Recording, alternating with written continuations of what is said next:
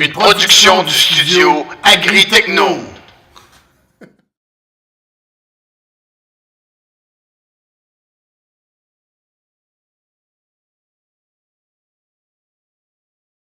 Hey, salut chers apprentis! Aujourd'hui, nous allons parler des vélos. Alexis, je sais tout de vélos. Ah ouais, même les créateurs? Peut-être pas. Ok, ben allons voir ça tout de suite. Chers apprentis, à vos éprouvettes!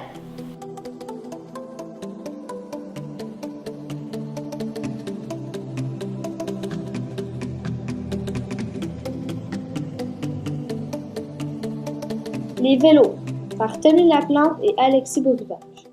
Information depuis Wikipédia. Qui a créé les vélos?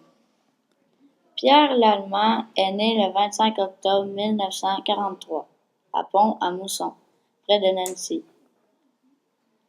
En 1862, alors qu'il travaillait dans une fabrique de landaux à Nancy, Lallemand voit quelqu'un monter une draisienne, un précurseur de la bicyclette qui exigeait du conducteur de faire avancer le véhicule en poussant des pieds. Lallemand modifia ce qu'il avait vu en ajoutant une boîte de vitesse comprenant une manivelle tournante et des pédales attachées à la roue avant, créant ainsi pour certains le premier vélo. Les vélos cross-country. Les vélos cross-country sont les plus légers que des vélos de montagne. Généralement, la géométrie des cadres fait que le coureur est positionné plus haut par rapport à une position sur un vélo de route, mais beaucoup moins que sur un vélo de descente. Le vélo le plus courant est le cross-country, mais il existe d'autres disciplines. Fat bike, gros vélo.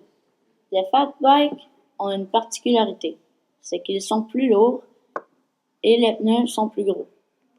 Ils sont aussi faits pour l'hiver. Le fat bike est surtout pratiqué l'hiver ou en montagne.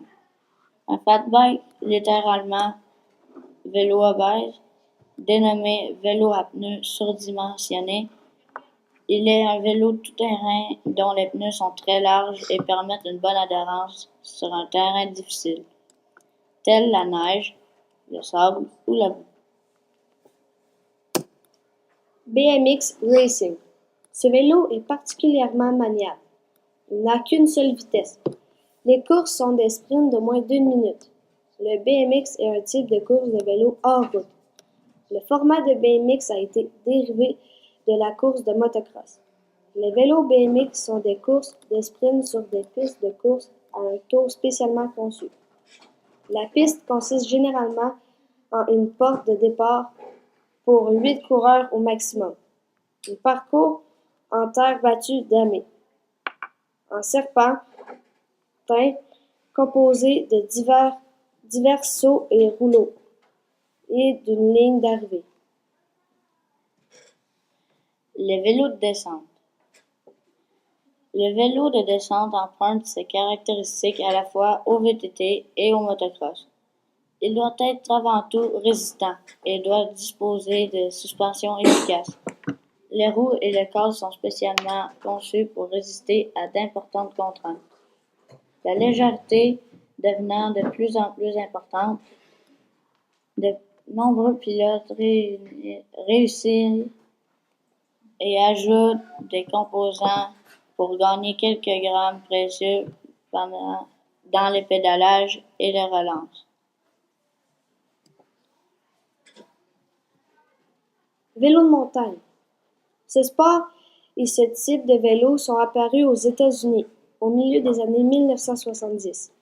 Les championnats du monde sont organisés depuis 1990. Pratiquants peuvent être nommés vétéristes, enduristes ou pilotes, en fonction du type de pratique. Le vélo tout-terrain VTT ou vélo de montagne, de l'anglais mountain bike, ou encore vélo de randonnée sportive, est un vélo destiné à une utilisation sur terrain accidenté, hors des routes goudronnées et un sport réglementé par l'Union cycliste nationale. Suspension d'un vélo. La suspension de vélo permet de compenser les irrégularités du terrain en créant une liaison souple entre les cadres et les roues. La suspension avant installée dans la fourche est présente sur la quasi-totalité des VTT, mais aussi de nombreux VTT. La suspension arrière, qui implique une articulation du cadre, est moins répandue, cantonnée aux VTT de descente et à une partie de ceux de cross-country. La suspension du selle vise plus au confort.